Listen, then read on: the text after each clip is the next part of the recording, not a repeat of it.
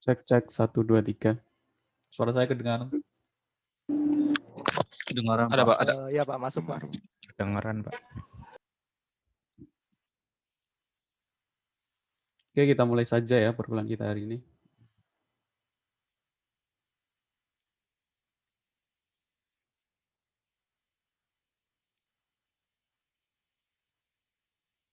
Bismillahirrahmanirrahim. Assalamualaikum warahmatullahi wabarakatuh. Waalaikumsalam warahmatullahi wabarakatuh. Ya, alhamdulillah dapat bertemu lagi di mata kuliah pengolahan citra. Pertemuan kedua ini kita akan langsung ke proses pengolahan citra ya. Tadi sebelumnya kita bahas dulu tentang beberapa hal tentang pengolahan citra. Saya akan langsung kasih tugas di pertemuan kedua ini tentang bagaimana menampilkan gambar. Yang saya kasih contoh adalah dalam pemrograman MATLAB.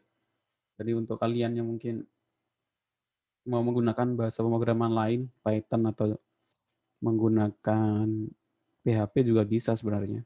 Delphi dan lain-lain kalian bisa cari referensinya sendiri-sendiri ya. Saya kasih contoh yang MATLAB. Di tahapan pengolahan citra ini kita akan belajar tentang apa saja yang harus dilakukan, yang harus dipelajari sebelum masuk ke dalam proses processing image atau pengolahan citra ya, dalam pengolahan citra itu. Yang pertama otomatis menampilkan gambar, membaca gambar tersebut. Kita juga akan belajar tentang macam-macam gambar, tipe-tipe gambar dalam pengolahan citra.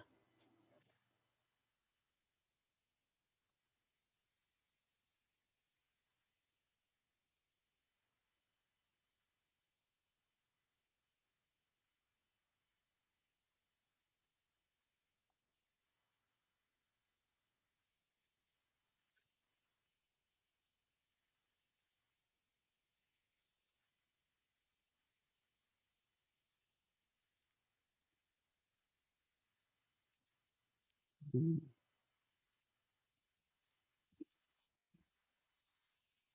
di dalam topik pengolahan citra itu ada 3 bidang yang berkaitan dalam pemrosesan citra digital ya. Ada istilahnya komputer grafik, ada image processing, ada ini saya kecilin. Ada pattern recognition, artificial intelligence, dan computer vision. Ini semuanya masuk ke dalam pemrosesan citra digital atau image processing.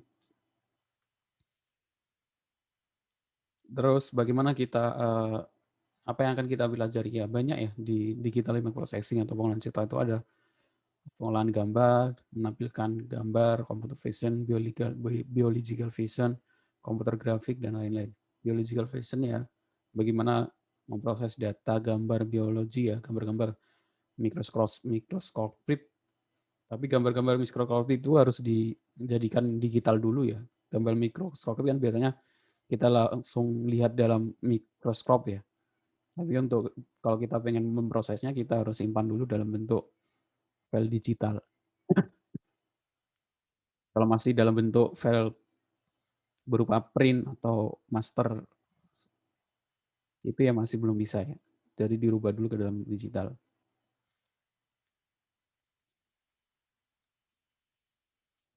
Nah, ini ada level-level dalam pengolahan citra, ada image processing, itu prosesnya image, outputnya image, terus ada image analysis, prosesnya image, outputnya measurement, itu ukuran ya. Jadi contohnya ya untuk mengetahui apakah buah itu bagus atau enggak. Inputnya gambar buah, outputnya itu buah ini bagus atau buah ini enggak gitu ya. Measurement, mengukur. Jadi inputnya gambar, outputnya itu mengukur kualitas benda yang diukur dalam bentuk image itu ya. Terus ada image understanding, inputnya gambar, outputnya symbolic description. Ya, contohnya ya dalam image-nya, inputnya gambar COVID X-ray paru gitu ya. Terus outputnya ya deskripsi apakah ini kemungkinan ada parunya atau enggak. Jadi si prosesnya itu mendeteksi berapa banyak keparahan dalam gambar image paru tersebut, paru-paru. Terus ada computer grafik, symbolic description, balikannya ada simbol-simbol terus dibalik ke dalam sebuah image. Untuk aplikasi terjemah ya, aplikasi terjemahan yang dalam bentuk gambar gitu ya. Karena ada aplikasi translate, tapi translate-nya input-nya bukan ini ya, bukan sebuah teks ya, tapi tulisan dalam bentuk gambar di-scan, akhirnya udah di-translate, seperti itu. Intinya sih memproses, entah itu ya, output-nya apapun itu, yang penting adalah isinya adalah proses imaging atau memproses gambar. Application of Digital Image Processing, DIP. Ada di bidang astronomi, radiologi. Kalau dalam bidang astronomi dan ini sudah sangat berkembang pesat ya, bagaimana orang hampir semua negara sekarang berlomba-lomba meluncurkan ini apa namanya, satelit ya.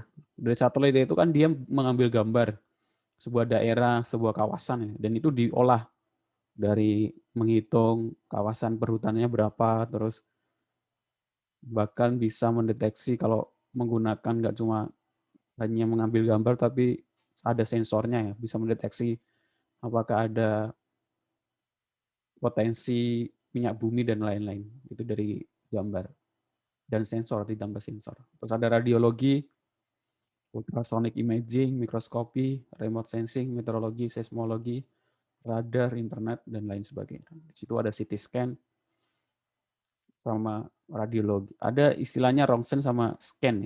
Kalau scan itu lebih ke untuk bagian-bagian tubuh yang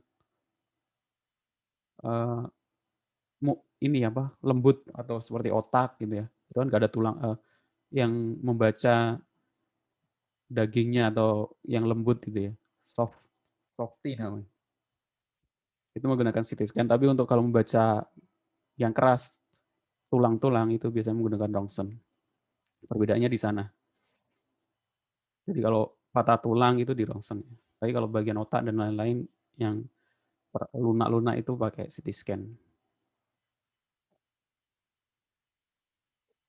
Ini juga masih dalam salah satu topik dalam image processing bagaimana denoise. Kalau noise itu kan apa? Gangguan ya, gangguan dalam gambar itu ya, noise. Mungkin kalian sering kalau ya fotografi, suka fotografi paling banyak bersinggungan tentang noise gitu ya. Bagaimana sebuah gambar itu ada noise-nya dan lain-lain. Nah, dalam image processing kita bisa menyingkirkan bagaimana menyingkirkan noise, namanya denoise. Contohnya di gambar tersebut ya, ada sebelah kiri adalah gambar yang banyak titik-titiknya, gambar kanan menghilangkan titik-titiknya menjadi sebuah gambar yang mudah terlihat. Sekarang sudah ada ya aplikasi instan. Kalau saya lihat di TikTok itu, saya sih termasuk salah satu yang suka TikTok ya, bukan di ininya, lagu-lagunya atau apa yang, tapi lebih ke yang pengetahuan nge-share tentang image processing-nya kan banyak itu. Teknik mengambil gambar, teknik editing itu kan banyak yang share bagus-bagus.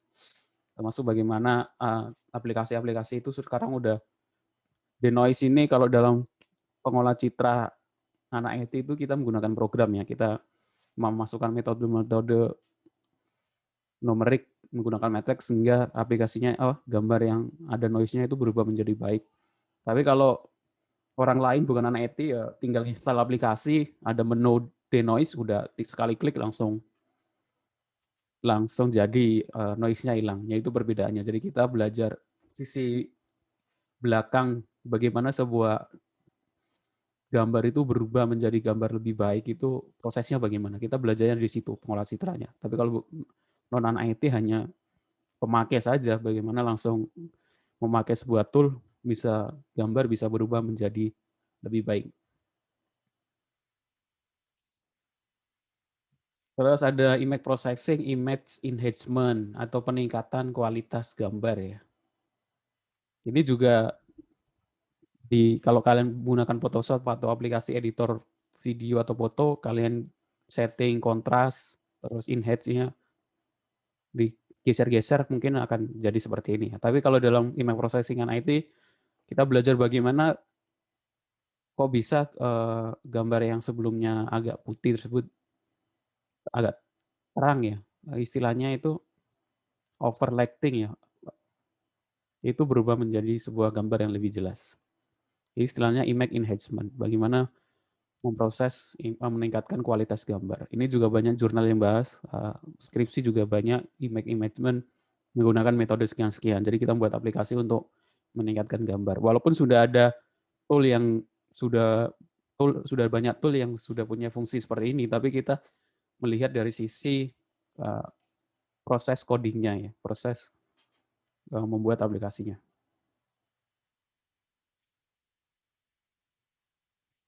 Sekarang masuk ke definisi citra digital. Citra merupakan suatu representasi atau gambaran kemiripan atau limitasi dari suatu objek atau benda. Citra sebagai keluaran dari sistem perekaman data dapat bersifat optik, foto, sinyal analog, video, maupun data digital yang tersimpan pada sebuah media. Citra analog artinya merupakan data citra yang bersifat kontinu seperti gambar bergerak dan video yang terekam pada pita kaset. Nah, citra analog perlu dikonversi menjadi citra digital. Kalau sebelum ada kamera digital, ada kamera tostel itu ya. Itu kan masih analog kamera tostel itu. Dulu sih saya masih ngalamin kamera tostel, kita harus beli, kameranya sih murah, tapi harus beli namanya filmnya yang dalam bentuk coklat-coklat itu. Terus harus dicuci terlebih dahulu ke cetak foto itu ya. Nah itu citra analog. Kalau sekarang sudah kamera digital, sebuah gambar bisa disimpan langsung ke dalam bentuk digital. Nggak perlu beli lensa, beli istilahnya apa namanya, yang harus dimasukkan ke dalam kamera itu. Film ya. Nah, citra digital merupakan data citra yang merepresentasikan besar intensitas warna dan atau keabuan tiap piksel penyusun citra dalam besaran digital biner. Di materi sebelumnya, materi pertemuan pertama kan kita sudah bahas bahwa citra itu terdiri dari beberapa piksel ya. Nggak cuma citra ya, sebuah layar, monitor, TV, dan lain-lain itu tergantung pada pikselnya. Kalau pikselnya semakin besar, gambarnya semakin bagus. Piksel itu ukuran terkecil dari sebuah gambar ya. Biasanya titik terkecil, dan itu biasanya terdiri dari red, green, blue, dan lain-lain sebagainya. Ini citra digital, pencitraan merupakan proses untuk mentranslasikan data citra analog menjadi data citra digital. Ini adalah alat-alat yang digunakan untuk mengkonversi citra analog menjadi citra digital.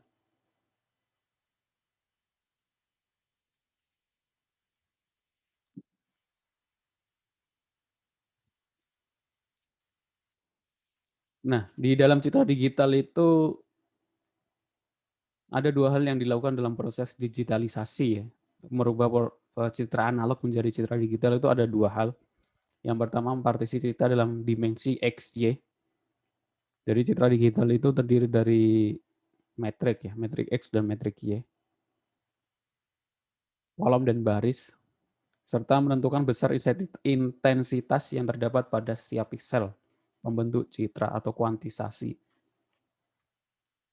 Jadi sampling merupakan proses transformasi citra analog menjadi citra digital dengan cara membagi citra analog menjadi X dan Y, kolom dan baris, dan kuantisasi adalah merupakan proses transformasi intensitas cahaya dari setiap bagian citra yang bersifat kontinu ke daerah-daerah yang bersifat diskrit.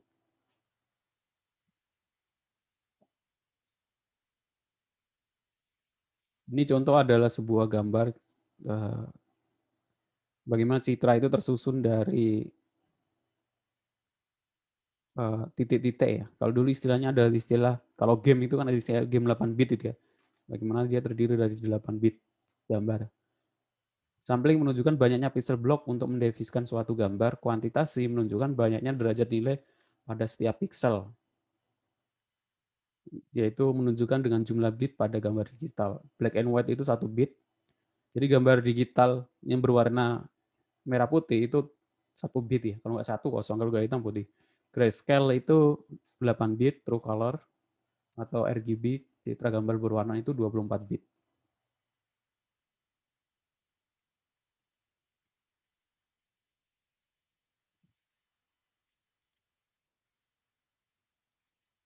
Resolusi spasial merupakan ukuran halus atau kasarnya pembagian kisi-kisi kolom dan baris. Contohnya citra dengan resolusi 50 dpi, yang artinya setiap 1 in terdiri dari 50 piksel.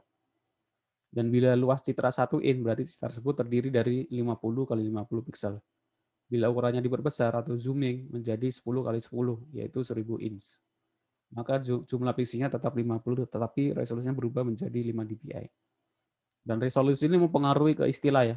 Kalau ada istilah Full HD itu 1020 kali 800 ada. Terus ada HD itu berapa, itu ukuran pixel ya. Jadi ada standarnya. Resolusi terus ada 4K ya sekarang, 4K istilahnya. Enggak tahu 4K itu berapa ya, 1500 atau 2000 lupa saya. Karena semakin banyak pixelnya, gambarnya akan semakin lebih jelas, lebih mudah dilihat.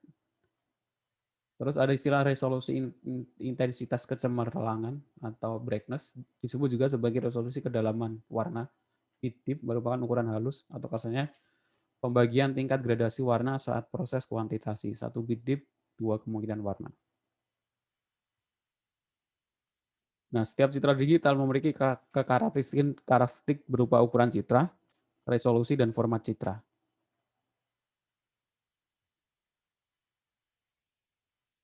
Ini beberapa proses pengolahan citra.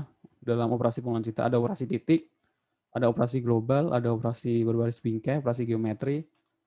Dan ini kita akan pelajari di materi selanjutnya. Ini juga metodologi pengolahan citra, ada pengolahan citra data harvesting, menentukan data yang diperlukan dan memilih metode perekaman citra digital. Terus ada pengolahan citra tingkat awal, image processing, meningkatkan kontras, menghilangkan gangguan, atau denoising tadi, menentukan bagian citra yang akan diobservasi. Terus ada segmentasi citra, image segmentation, ada seleksi dan ekstraksi ciri, fitur ekstraksi dan selection. Ada interpretasi citra atau image interpretation. Ini beberapa proses metodologi pengolahan citra. Seleksi ciri itu yang sudah kita bahas di salah satu proyek UAS ya, di pertemuan pertama, bagaimana sebuah gambar bunga itu kita ekstrak cirinya itu apa saja. Kalau mengekstrak ciri manusia atau kucing itu kan lebih mudah ya. Warnanya oranye, hitam, putih gitu ya. Kakinya 4 itu salah satu ekstraksi ciri. Tapi kalau dalam gambar yang abstrak seperti bunga dan lain-lain itu kita bisa menggunakan ekstraksi ciri dengan metodologi yang ada. Interpretasi citra, image interpretation, berikan arti pada sebuah objek yang sudah berhasil dikenali. Contohnya adalah klasifikasi biomedik dapat dilihat adanya penyakit tumor, yaitu mungkin contohnya image interpretation itu mendeteksi apakah ada tumor atau enggak di sebuah gambar medis ya. Terus ada penyusunan basis pengetahuan. Jadi metode pengolahan citra itu untuk digunakan sebagai referensi pada proses template matching atau object recognition. Jadi untuk deteksi objek atau object recognition kan butuh pengetahuan. Dia menyimpan gambar beberapa contohnya untuk dijadikan recognition ya, deteksi. Itu beberapa metode pengolahan citra yang ya akan kita bahas di pertemuan-pertemuan berikutnya. Ini alur program dalam pengolahan citra, ada image acquisition, processing, segmentasi, representasi and deskripsi, recognition and interpretation. Dibagi menjadi low level, level menengah, dan level atas. Kalau low level itu cuma pre-processing, image acquisition, terus level menengah ada segmentasi, representasi, dan deskripsi. Kalau level recognition dan interpretation.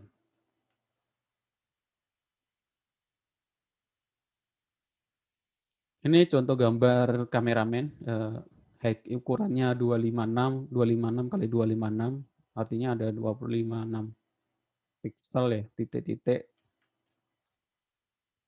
Nah, di setiap titik itu terdiri dari beberapa nilai, 8 kali 8, divide into 8 kali 8 box. Ini cara representasi image. Ada beberapa tipe digital ya, gambar digital seperti ini. Nanti kita bahas di slide selanjutnya. Terus ada istilahnya tadi metrik representasi, sebuah metrik yang merepresentasikan sebuah gambar. Terus ada image resolution, resolusi sebuah gambar, perbedaannya itu di mana gitu ya. Kalau resolusi semakin bagus, gambarnya juga semakin jelas.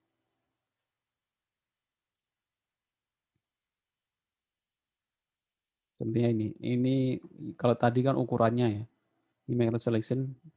Kalau dibuat ukuran saja akan perbedaannya di sini. Bagaimana yang 1024, terus 512, 256, sama seperti ukuran ini ukuran 8 bit ini ya, seperti ukuran hard disk atau memori itu ya.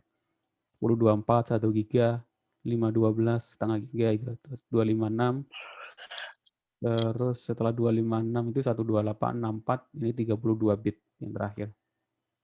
Gambarnya agak kurang jelas.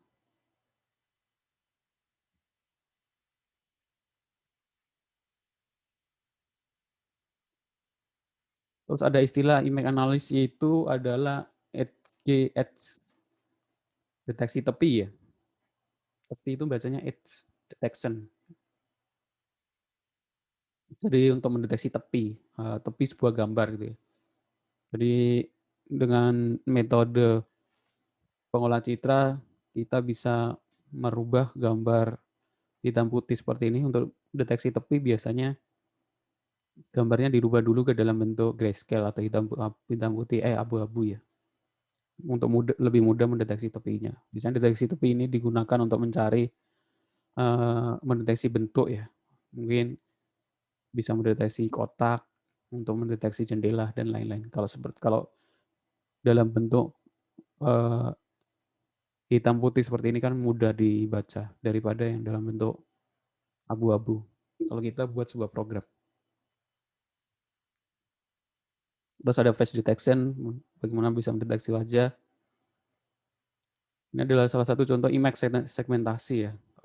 Mensegmentasikan gambar atau mengelompokkan gambar, segmentasi dari gambar karpet, gambar tangan, sama gambar gelang. Jadi si program memproses, outputnya adalah 3 segmentasi tersebut. Terus ada image matching, yaitu deteksi fingerprint. Karena sebuah program, ya contoh yang paling gambar ya fingerprint di HP kita ya, bagaimana dia bisa mendeteksi finger di HP kita dengan finger di finger orang lain ya. Kalau deteksi wajah atau face deteksi wajah itu ada kelemahannya ya. Kalau fingerprint itu kan agak susah diduplikat. Kalau deteksi wajah di beberapa peneliti itu orang bisa membuka yang ada deteksi handphone yang ada deteksi wajahnya itu dengan cara ngeprint wajahnya. Jadi kalau ada handphone teman kita terus dia pakai keamanannya deteksi wajah, kita bisa ambil foto dia, foto profilnya itu atau foto dia di Facebook atau di WhatsApp ya, yang ada fotonya jelas, kita print di sebuah kertas terus kita tampilkan di depan handphonenya, itu kadang dia bisa deteksi. Jadi ya, keamanannya sih lebih aman di fingerprint ya, karena fingerprint agak susah diduplikat, tapi kalau wajah itu mudah karena kadang kita foto-foto bisa diambil untuk dijadikan membuka password kita. Ini tipe dasar citra digital. Tipe-tipe dasar citra digital itu kalau aplikasi nggak bisa membedakan gambarnya langsung ya, tapi dia membaca dari data citranya. Kalau citra digital biner, istilahnya itu terdiri dari 0 dan 1. Gambarnya akan seperti ini, seperti deteksi tepi itu. Terus ada citra digital bertipe grayscale. Nah, pada citra dengan tipe grayscale, setiap pixel mewakili derajat keabuan dengan nilai antara 0 sampai 255. 0 itu artinya hitam, 255 itu artinya putih. Jadi di antara mereka itu kalau semakin mendekati 0 itu semakin hitam, kalau semakin mendekati 255 semakin putih. Jadi ini citra bertipe grayscale. Ini berarti bahwa setiap pixel memiliki ukuran 8 bit atau 1 byte. Ini contoh citra bertipe grayscale. Jadi di sini ada 1, 2, 3, 4, 5, 6, 7. 1, 2, 3, 4, 5, 6, 7. 1, 2, 3, 4, 5, 6, 7 ya. Setiap pixel itu ada nilainya dengan array metrik 7x7. Nah, ini nanti akan merepresentasikan sebuah pixel ya dari nilai ini. Yang setiap angkanya terdiri dari 0 sampai 255. Citra digital bertipe warna berindeks. Kebanyakan citra warna hanya memiliki sebagian kecil dari 16 juta warna yang mungkin. Nah, untuk kenyamanan dan dalam menyimpan dan penanganan berkas file, citra warna bertipe indeks mempunyai sebuah peta warna yang terkait indeks warna. Setiap pixel pada citra warna berindeks mempunyai nilai yang tidak mewakili warna yang diberikan, seperti pada citra warna RGB. Ada yang ketiga belum? Enggak ada yang ketiga ya?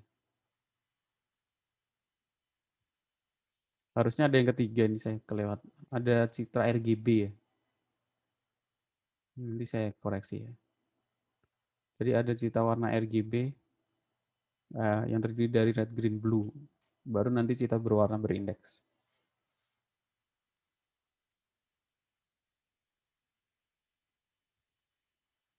Langsung kita masuk ke MATLAB. Karena saya ngasih contoh mungkin akan banyak ke MATLAB ya, karena referensinya lebih banyak MATLAB, kalian juga bisa sih. Menurut saya bahasa pemrograman MATLAB sama Python agak sedikit mirip. Nah, ini MATLAB yang kepanjangan dari Matrix Laboratory, ya intinya emang mengolah matrix. Diciptakan pada tahun 1970 oleh Clive Miller yang kemudian menjadi ketua Departemen Ilmu Komputer di Universitas New Mexico.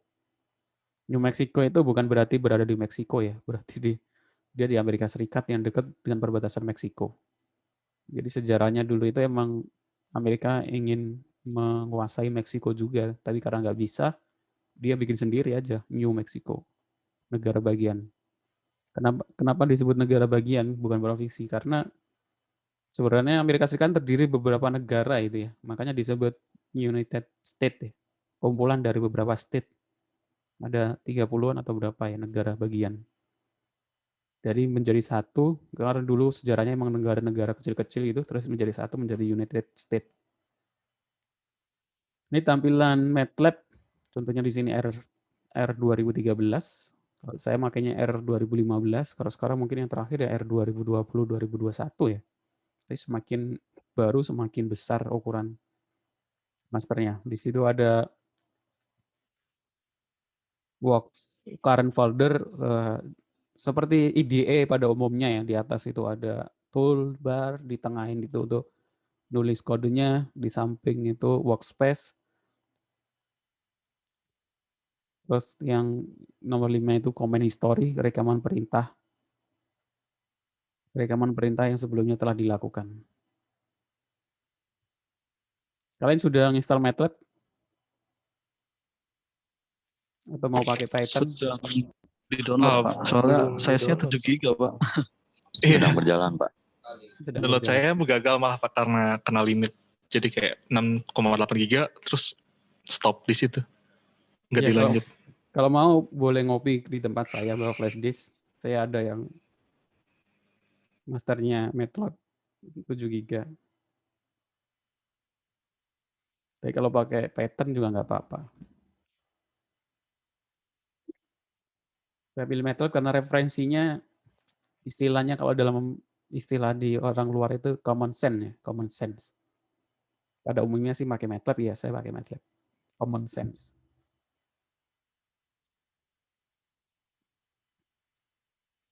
Ya sama kalau kita mau belajar pemrograman baru ya. Yang pertama kita kenali dulu tipe datanya.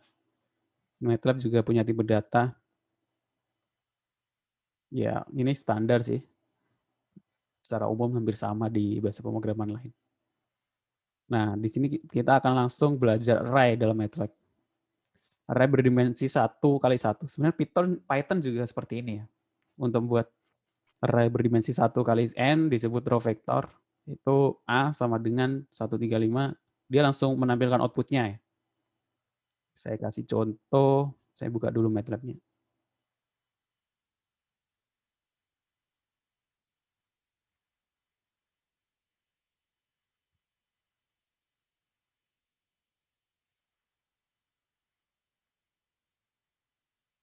MATLAB saya sudah kelihatan? Sudah, Pak. Sudah, Pak. Ya, Sudah, Pak. diperhatikan di posisi mananya. Kalau di sini di C user 2019. Jadi kalau kita pengen ngolah data di folder ini,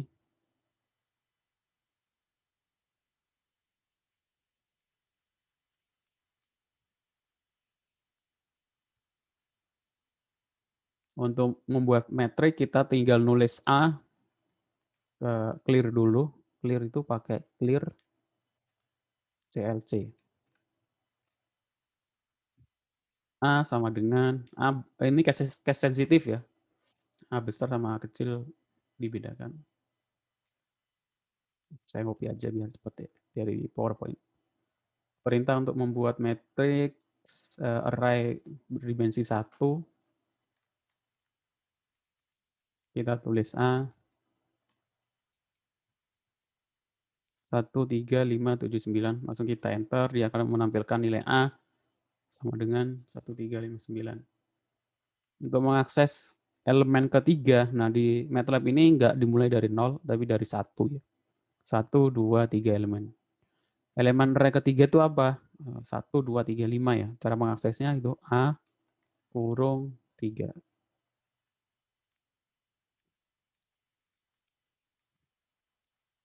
Isinya 5. Contoh yang lain mengakses elemen kedua sampai keempat.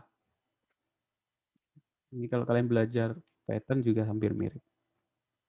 Kedua sampai keempat, 2,2, 4 ya. Dan array kedua itu 1, 2, 3, 5, 7, 9. Atau kedua sampai terakhir, kita bisa menggunakan N. Kalau di Python itu pakai titik-titik kali ya. Bedanya di situ, beda dikit. Terus mengubah vektor baris menjadi vektor kolom menggunakan transpose. Transpose itu sama di matematika itu ya, pakai kutip.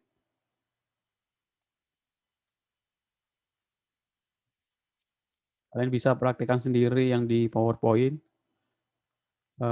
Matra indeksis, terus ada array 2x1, 2x2.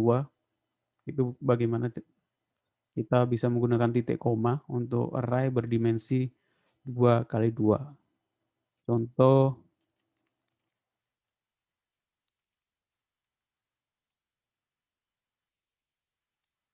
X sama dengan buka kurung, buka siku 1 spasi 2 titik koma 3 spasi 4. Nah, itu akan menampilkan array berdimensi 2x2. Kalau kita menggunakan Python atau menggunakan bahasa pemrograman C++, kayaknya kan ada materi array. Kita harus layout-nya harus pakai for gitu kan. Kalau array berdimensi 2x2 biasanya for dalam for i, for j gitu kan. Agak rumit, lebih rumit ya. Kalau dari metrik di namanya MATLAB, metrik laboratori, kita tinggal X ini langsung muncul dimensinya. Terus untuk operasi aritmatika sama, menggunakan kali, perkalian menggunakan ini ya. Mungkin kita bahas untuk operasi aritmatika itu di pertemuan sebelumnya, tipe di operasi aritmatika, entah operasi boolean, operasi aritmatika, dan lain-lain.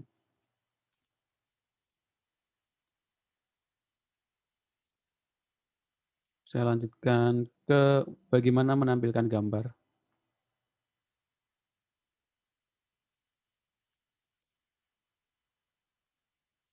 Ini termasuk langsung tugas pertama, pelan-pelan dulu ya.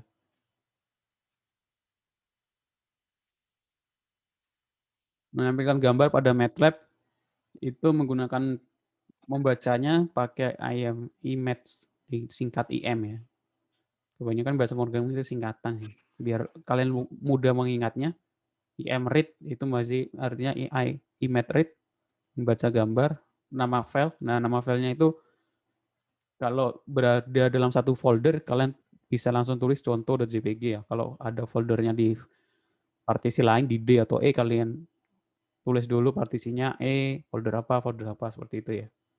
Terus untuk menampilkannya, image show, dalam kurung variabelnya. Contohnya di sini imread ini menyimpan sebuah gambar di dalam variabel A, terus image show dalam kurung A, kita menampilkan gambar tersebut, yaitu image gambar A. Contohnya bagaimana? Contohnya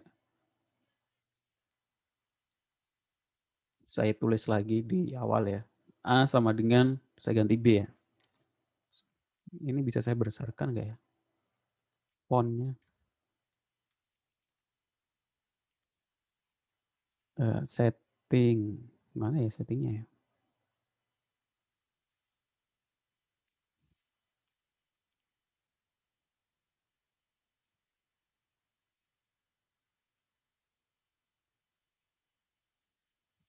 Saya kasih contoh semuanya B sama dengan Emirate, buka kurung,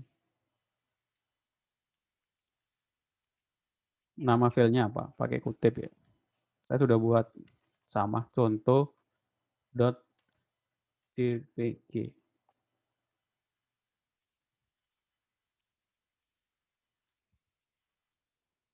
Titik koma untuk biar nggak langsung dieksekusi ya. Disimpan dulu.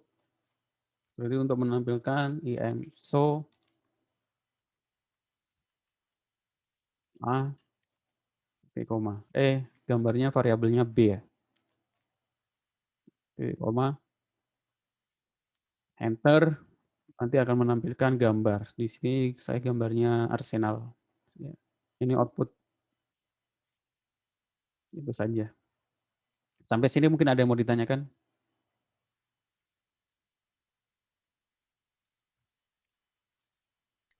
Mungkin sementara lanjut dulu, Pak. Gimana? Sementara lanjut dulu. Lanjut dulu. Cukup jelas, Pak. Jelas ya. Masalahnya ini udah selesai. Langsung ke tugasnya ya, karena ini baru pertemuan kedua, jadi nggak buru-buru. Sebenarnya saya langsung pengen ke buat tampilan GUI-nya, tapi pertemuan depan saja. Bagaimana buat tampilan GUI aplikasi membaca gambar. Jadi nggak pakai perintah, tapi langsung klik menu pilih gambar, tampilkan itu ya. Setelah itu nanti kalau sudah bisa menampilkan gambar, membaca gambar, nanti ke selanjutnya yaitu bagaimana merubah gambar tersebut menjadi grayscale, menjadi gambar biner, dan lain-lain.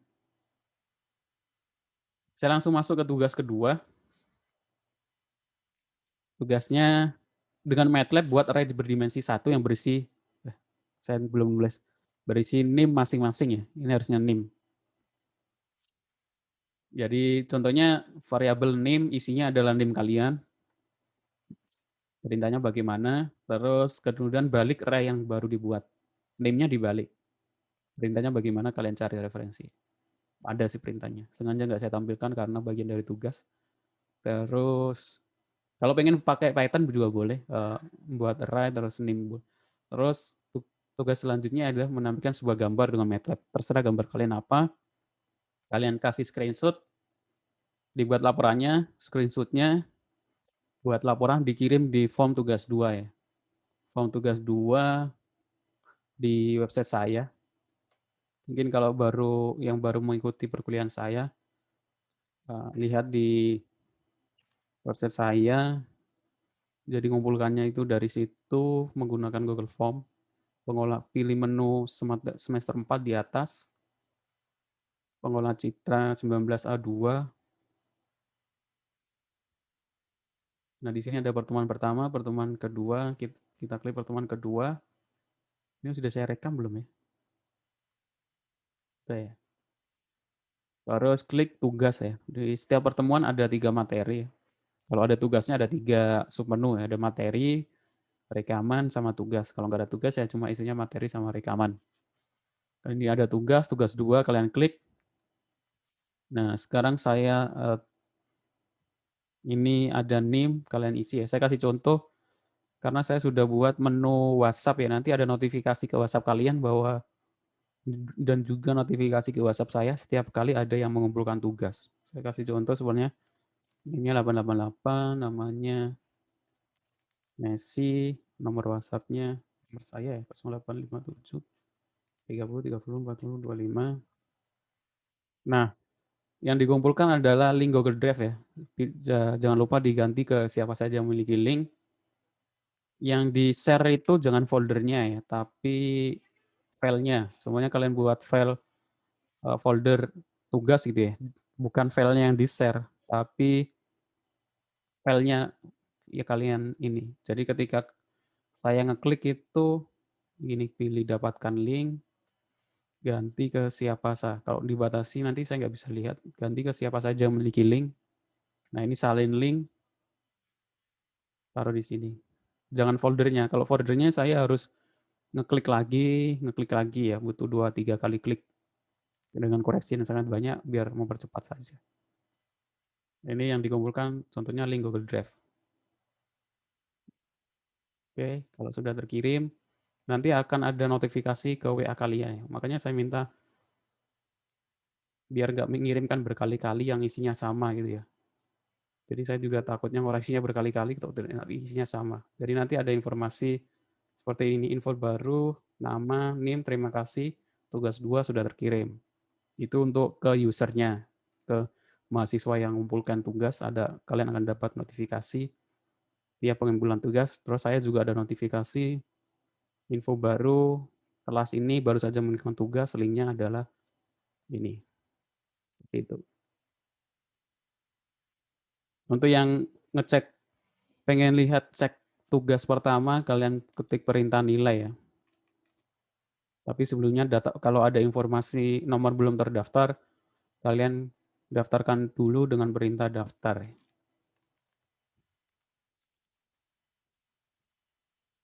Daftar, titik NIM, titik nama, titik kelas.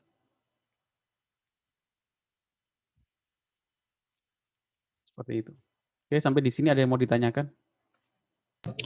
Izin bertanya Pak, untuk pengumpulan tugas itu sampai kapan ya Pak?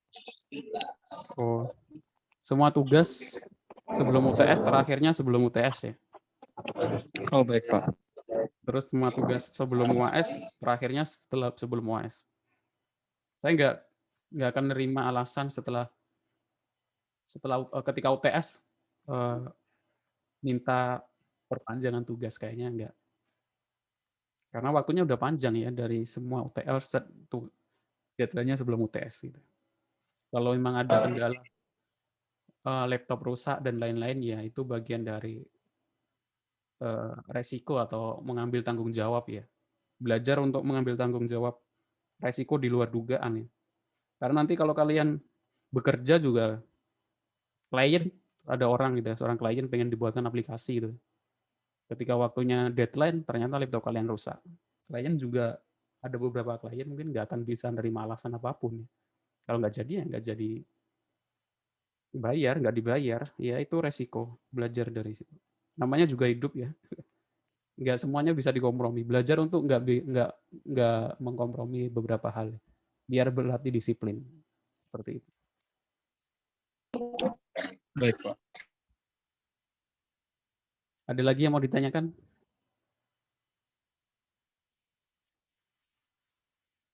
Kalian bisa langsung cari-cari referensi kalau pengen fokus ke MATLAB langsung aja di Instagramnya para programmer ya, GitHub gitu ya. Di situ udah ada banyak shortcut contoh program MATLAB ya.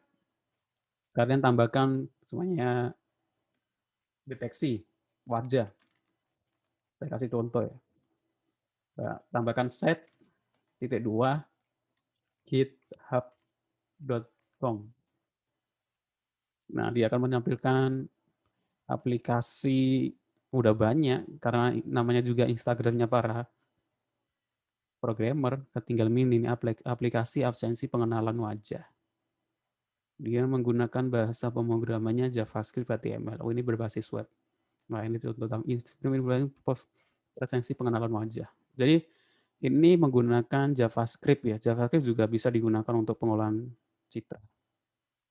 Dibangun dengan algoritma, kalian bisa belajar. Nah, ini udah contoh, bisa jadi contoh tugas akhir, udah bisa ini. Tapi harus kalian pahami programnya. Terus ganti studi kasusnya ini. Ini untuk absensi, ganti aja deteksi yang lain gitu ya. Tinggal kalian clone atau download, kalian jalankan sudah bisa. Kalau pengen nyari yang Python, MATLAB ya, tambahkan MATLAB. Semua programmer yang ahli juga proses belajarnya seperti ini ya. Ya belajar dari shortcut orang lain dulu. Di situ bisa dipahami.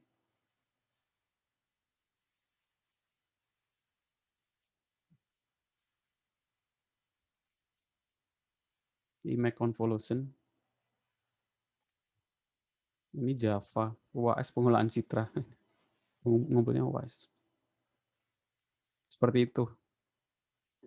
Ya, ada lagi yang mau ditanyakan?